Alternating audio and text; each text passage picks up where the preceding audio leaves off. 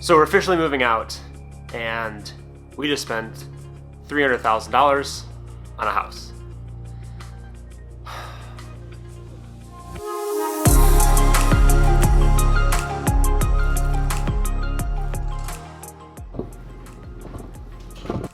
So a little bit of backstory, I currently live in Austin, Texas with my girlfriend. We lived here for about 3 years, and in those 3 years, we've spent close to $75,000 on this apartment in rent.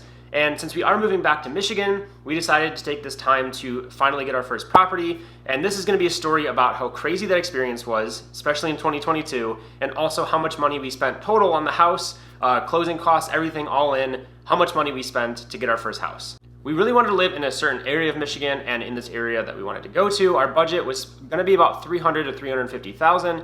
In this case, $300,000 would have been like, there needed to be renovations, there had to be updates, and we would have had to do some of the work ourselves. And then $350,000 was like our max range, which would have been like, the house was done, we didn't really need to do anything, we can move in day one and be fine.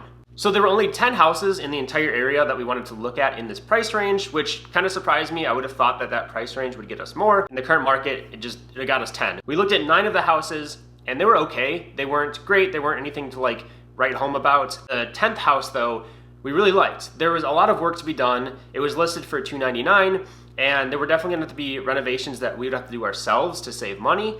But overall, the house seemed like in really good shape. It's only ever been owned by one person, and it's been there since 1954. So it seemed like a pretty good deal. So we're like, you know what? We think the house is kind of cool, but we've only seen it for 30 minutes. Let's go home and chat and talk about it, see what we want to do. We'll take our time and maybe think about putting in an offer. And our realtor was like, no. There's actually another offer on the house already, an all cash offer. They're waiving inspections and anything else. They're just gonna pay whatever the cash offer is without any stipulations. So you have 5 hours to go home, talk about it, and tell me if you wanna make a counter offer. Yeah, 2 25-year-olds having to make a decision about spending $300,000 in 5 hours.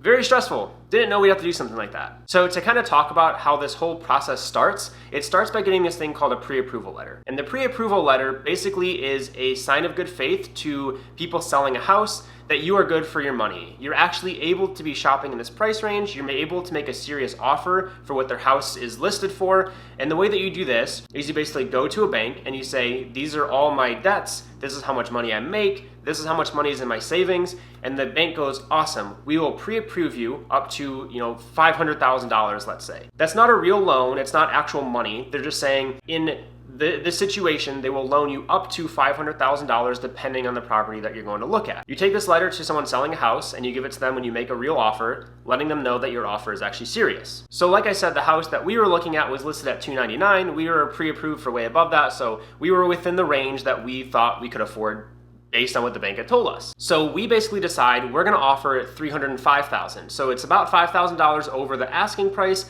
We decide we're gonna do this because the other offer is an all cash offer. We're thinking worst case scenario, we offer $305,000. The people come back and they say cool, and now we just get $305,000 from the bank and we owe a little bit more money. Turns out that's also not how it works. Let's say we offer $305,000 on the property. The sellers come back and say cool, good job, we agree, $305,000. And what I thought would happen is we just get that money from the bank and we'd be on our way. Turns out there's this thing called an appraisal. And the appraisal is basically where the bank sends their own person in, and that person decides how much they think the house is worth based on comparables in the area, based on lot size, on updates and renovations. They decide this house is worth this much money. The problem with that is that the appraisal person basically dictates how much money the bank is going to lend you. If we offered $305,000 on the house and the appraisal person said the house is only worth $280,000, as the buyer, we're responsible for making up that $25,000 difference by ourselves. We didn't know this. So if you make an offer and it appraises for lower, you better come up with some cash soon or the deal might fall through. And in our minds, we're like, okay, worst case, we make an offer, they do the appraisal, which costs $750, non-refundable, by the way. Let's say it appraises for super low. We don't want to make up that cash difference. We'll just back out of the deal. Also, cannot do that.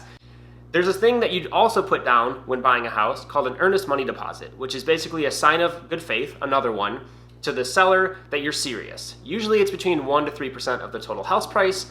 In our case, we put down $5,000. This is called an earnest money deposit. That $5,000 can go away if we back out of the deal for a reason that the sellers don't like. There's reasons that you can back out of the deal for, like during the inspection, if you find something you don't like, but if you basically make the offer and back out because the house appraises for less, the seller is able to take the earnest money deposit and just keep it if they want to. Now, of course, there's things you can put in your contracts to protect yourselves, but in the current market, it's hard to do that. The person that we were countering against, the all cash offer, had no stipulations at all. They would pay whatever they needed to pay, no inspections, no appraisal, like it didn't matter. They would just pay it. So anything that we put in our contract to protect ourselves made our offer less appealing. The last thing that we had to do during this point is pay for an inspection. You do all of these things after you make the offer on the house. So you do the inspection where they tell you everything that's actually wrong with the house, and the appraisal where they tell you what the house is actually worth. You do both of those things after you already made your offer, which seems very backwards to me, but that's just how the market works right now. And as the buyer in this market, we really have no power. So we just kind of got to do whatever they tell us to do. So we put in an offer for $305,000. The seller ended up accepting our offer, which was really surprising. We did put in a clause in our contract that we would only pay $5,000 over the appraisal price. And that was to protect ourselves. It made our offer less appealing, but it was like at the end of the day, a smarter decision for us, and our offer got accepted anyway, so it didn't really matter. So our offer gets accepted, everything's looking good, and what do we actually owe? Like I said, we offered $305,000 for the house. The house was listed at $299,000, and the appraisal came in at $300,000. So a little bit of a coincidence that it came in exactly $5,000 under what we said we would pay, because that's the wiggle room we gave them. Don't know how that happened, but we owe $5,000 in cash difference now. So $5,000 for the appraisal difference. We owe 20% down on the house. We really wanted to put 20% down. We don't have to pay PMI, which if you don't know, it's basically just like an extra insurance. Until you get to 20% of the house value paid off, you have to pay extra each month. Basically just throwing away money to prove to the bank that you can do it. It's kind of dumb. We didn't want to pay it. 20% down is about $61,000 on our house. And then we had the closing costs and escrow, which come out to about $3,000. So all in total on signing day for the $305,000 house we bought in Michigan, we owe about $70,000. And that'll be cash, all cash due on signing day. There's no other costs like due on that day. Everything else is mortgage and payments each month, but actual cash due on signing day is about $70,000. That might seem like a lot of money, and it totally is a large chunk of money, but for us, it made sense. We wanted to live in a certain area. We've been paying more for our rent each month than we'll be paying for our mortgage. We're putting the money into an appreciating asset, so the money will grow hopefully over time. We're not losing it. We're not spending it on a car. And we had the ability to put down that much money, to put down 20% on a house that costs this much. You could totally get a cheaper house, totally put down less money. You could get a first-time home buyer loan to put down like 3% if you want to. So if you have questions about this process at all, let me know. I love talking about this stuff. I really enjoy getting down into like the nitty-gritty of these numbers. So let me know if any questions. I'll see you guys in the next one. Peace. So to kind of talk about how this